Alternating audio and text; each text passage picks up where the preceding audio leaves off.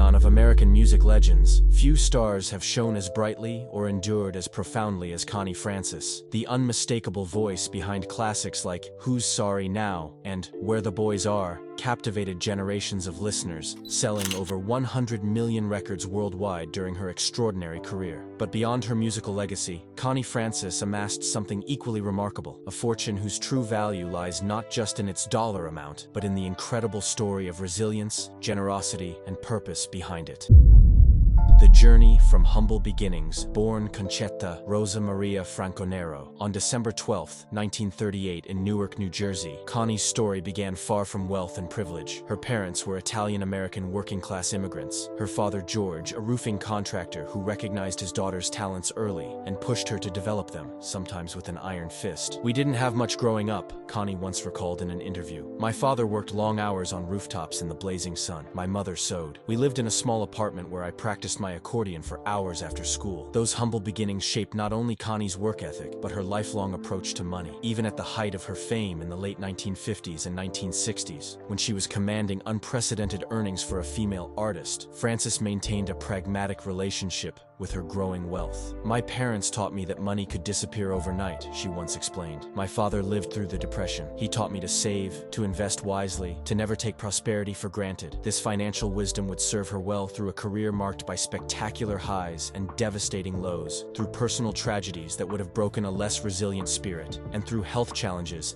that repeatedly threatened to end her career. Through it all, Francis maintained not just her dignity, but a remarkable financial acumen that would ultimately result in a fortune estimated between $25 to $50 million, building an empire one record at a time. Connie's financial story began in earnest with her breakthrough hit, Who's Sorry Now, in 1958. After years of rejection, she had recorded 10 singles for MGM Records without significant success. This one song catapulted her to stardom at age 19. What followed was an unprecedented run of success for a female recording artist of that era. Between 1958 and 1964, Francis placed 35 singles on the Billboard Hot 100, with Don't Break the Heart That Loves You, My Heart Has a Mind of Its Own, and Where the Boys Are among her biggest hits. She recorded in multiple languages, becoming an international sensation in countries from Italy and Germany to Japan and Israel. At the height of her fame, she was earning approximately $12,000 for a single concert, an astronomical sum for the time, equivalent to over $100,000 in today's money. Unlike many artists of her era who were taken advantage of by unscrupulous managers and record executives, Francis maintained remarkable control over her career and finances. She negotiated unprecedented contract terms with MGM Records, secured ownership of her masters long before this became common practice, and diversified her income through television appearances, films, and carefully selected endorsements.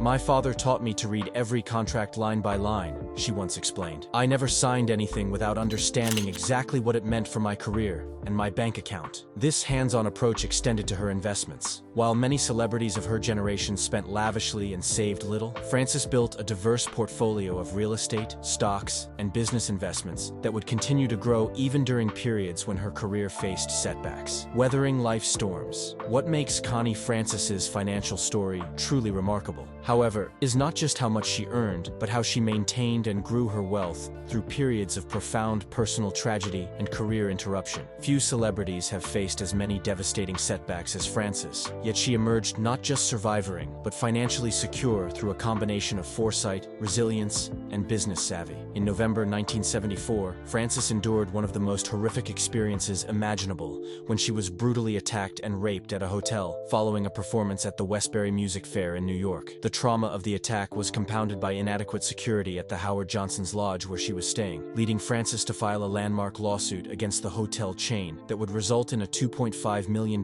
settlement and, more importantly, revolutionize hotel security standards nationwide. Rather than keeping the settlement private, Francis spoke openly about it, turning her personal tragedy into a catalyst for industry-wide change. "The money meant nothing to me compared to knowing that other women would be safer," she later said. "But I understood that financial consequences were the only language some corporations understood." The attack left Francis unable to perform for 7 years, a devastating blow for any artist both emotionally and financially. Lesser stars might have been financially ruined by such a prolonged absence, but Francis's diversified investments and prudent financial management allowed her to weather this period without financial distress. This wasn't the only extended career interruption she would face. Throughout her life, Francis battled mental health challenges. including bipolar disorder, that resulted in multiple hospitalizations. In 1983, she was diagnosed with manic depression after being forcibly institutionalized in a psychiatric hospital, an experience so traumatic that it inspired her to become an advocate for mental health reform and patients' rights. Again, Francis faced these challenges without financial collapse, a testament to her foresight in establishing income streams that didn't depend on her ability to perform. She also demonstrated remarkable business acumen in her comeback strategies, carefully timing her returns to the spotlight and negotiating advantageous terms for her re-emergence. The philanthropy that defined her legacy. While Connie Francis's financial story is impressive for its sheer resilience, what truly makes her fortune remarkable is how she chose to use it. Throughout her life, and particularly in her later years, Francis directed significant portions of her wealth toward causes that reflected her personal journey and values. Perhaps closest to her heart was her support for mental health initiatives. Drawing on her own painful experiences with bipolar disorder and hospitalization, Francis became a vocal advocate for improved mental health treatment and patients' rights. She established the Connie Francis Mental Health Foundation, which funded research, treatment programs, and advocacy efforts aimed at destigmatizing mental illness and improving care standards.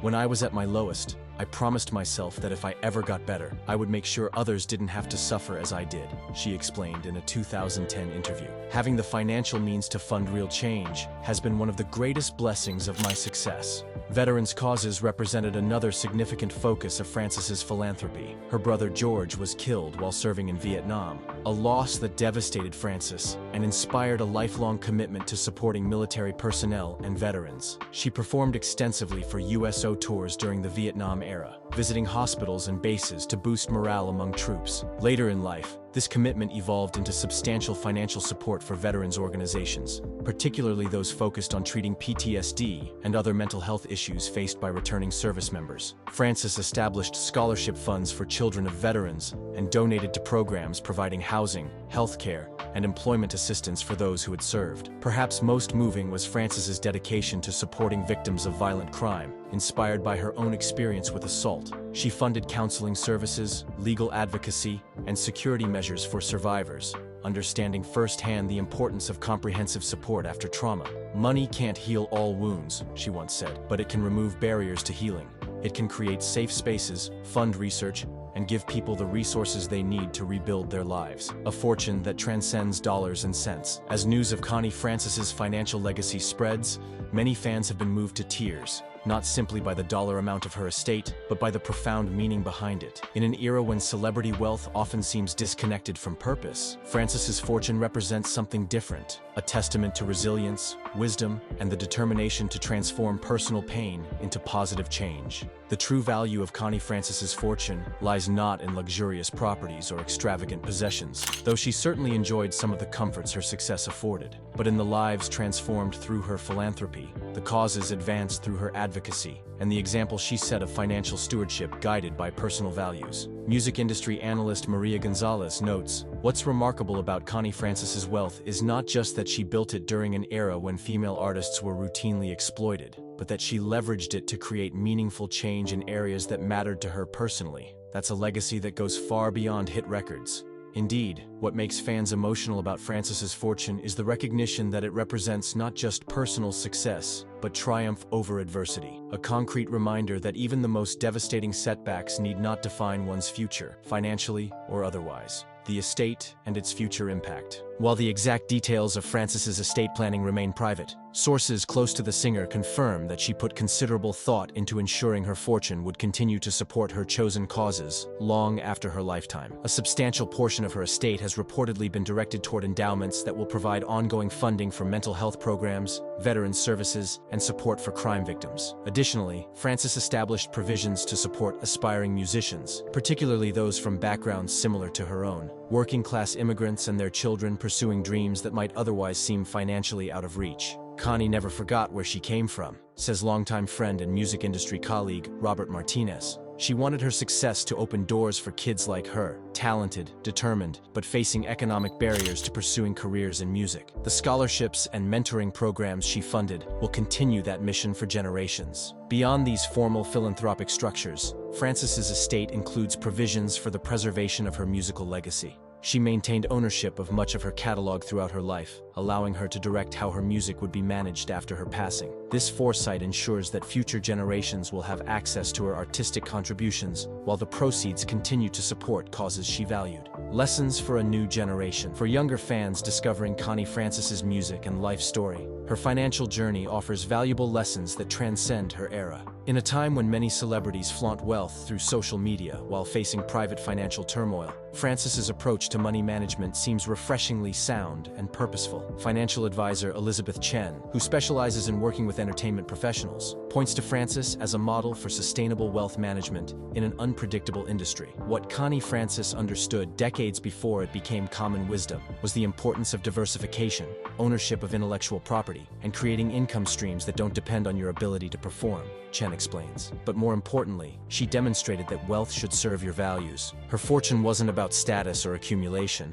It was a tool for creating the change she wanted to see in the world. This purpose-driven approach to wealth resonates with many younger consumers and artists who increasingly seek alignment between financial decisions and personal values. As conversations around ethical investing, social entrepreneurship, and meaningful philanthropy become more mainstream, Francis's example seems not just admirable, but prescient, the true measure of wealth. Perhaps what moves Connie Francis's fans most deeply about her financial legacy is the recognition that it represents a life fully lived, with all its triumphs and tragedies, its setbacks and comebacks, and resources directed toward making meaning from even the most painful experiences. In Francis's case, wealth became neither an end in itself nor a shield from life's realities, but rather a means of transforming personal suffering into collective healing. Each dollar directed toward mental health support, veteran services, or survivor advocacy represents not just money, but meaning, a refusal to allow trauma to have the final word. When I think about Connie's fortune, says longtime fan Margaret Wilson, 78, wiping away tears, I don't see dollar signs. I see all the lives she's touched. I see all the battles she fought and won. I see a woman who used everything, even her deepest pain, to make the world better. That's why we cry. That's why we'll miss her so terribly. Indeed, in an era when wealth is often measured solely in financial terms, Francis reminds us of a deeper truth, that the value of a fortune lies not in its size, but in its purpose, not in what it buys, but in what it builds. For generations of fans who grew up with her music, this understanding of wealth as a vehicle for values represents perhaps her most enduring legacy. As one fan poignantly observed in an online tribute, Connie sang "Who's Sorry Now?" but in how she lived her life and used her success, she made sure she would have nothing to be sorry for. She turned pain into purpose and fortune into meaningful change. No wonder we're crying. A legacy beyond measure, the true fortune Connie Francis leaves behind cannot be fully captured in dollar figures or estate valuations. It exists in the minds she helped heal through mental health advocacy, in the veterans whose lives improved through her support, in the survivors who found new beginnings because of resources she provided, and in the aspiring musicians who will pursue their dreams because she removed financial barriers. It exists, too, in the model she provided of resilience in the face of adversity, financial and otherwise. In a culture that often equates wealth with worth, Francis demonstrated that true value lies not in accumulation, but in alignment between resources and purpose, between financial success and personal meaning. As fans continue to process the news of her financial legacy, many find themselves moved not by envy or admiration of material success, but by recognition of a life well lived, a life in which money served as a tool for creating the change its owner wished to see in the world. In that sense, the tears shed by fans represent not grief alone, but gratitude for an example of wealth deployed with wisdom, compassion, and purpose. In her autobiography, Francis once wrote, "Success isn't measured by how much you acquire, but by how much you contribute, how many lives you touch, how much hurt you heal, how much hope you create."